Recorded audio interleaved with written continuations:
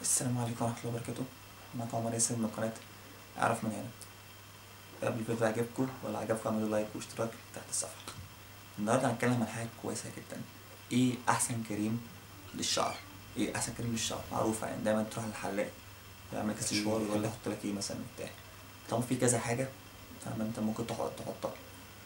ففي حاجة بتدي اللمعة كده بتاعت الممثلين، تبقى قاعد كده تتفرج على مسلسل ولا على فيلم ولا على حد مثلا جاي وتلاقي في لمعة كده حلوة، فاهم انت يبقى في لمعة كده كويسة.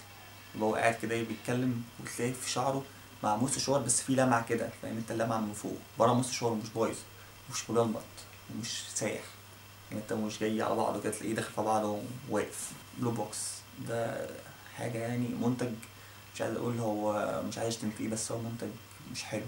اللي هو فاهم عامل 20 جنيه مصري تقريبا، حاجة مش قوي. انا عايز اقولك هو كويس وبيلمع وبتاع بس على قد الايد بيني وبينك مش على قده. يعني اما تيجي تعمل بيه بقى الشوار تلاقيه عمل تلزيق كده، عمل تلزق اكنك حد تف على دماغك، شكله مش حلو خالص يعني. بس هو يقفل بالغلط انه انت مش عايز تصنع، عايز حاجة نضيفة جدا، مش عايز بريه ومش عايز الكلام ده، مش عايز تلزيق، وعايز حاجة تقعد معاك 3 4 أيام.